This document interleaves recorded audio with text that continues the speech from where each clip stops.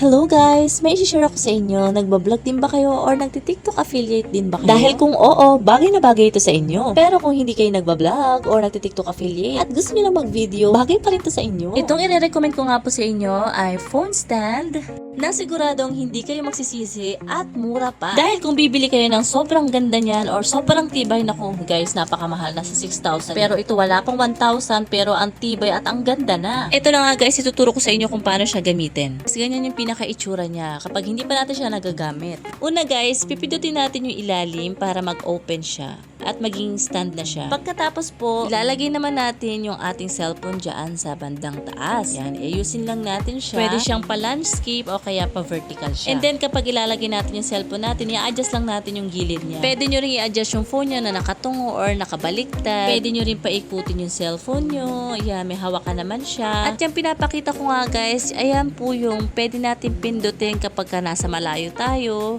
Click natin yan, magka-captured na siya pati yung video. And then syempre, kukonek po natin siya sa Bluetooth. At syempre po, hindi naman siya ganyang kalaki lang, patataasin natin siya. O diba, ang haba niya guys, hindi ko akalain na ganyan. Actually, ilang araw ko bago ko na laman na ganyang kahaba. Kasi nga, alam ko ganyan talaga order ko pero hindi ko siya napihit talaga. Yung asawa ko lang nakaalam. Kaya sising-sisi ako nung una, sabi ko ba't ang liit lang niya? Pala mahaba. Ang height ko nga po pala guys is 5'2", pero tinan niyo mas mataas pa siya sa akin. Kunwari nga guys, ite-testing natin siya kahit walang phone dyan. Pero na-try ko na kasi to. Feel na feel ko na nga guys. Pink nga palang pinili ko kasi mahilig ako sa pink. Pero may iba-iba pa po siyang kulay.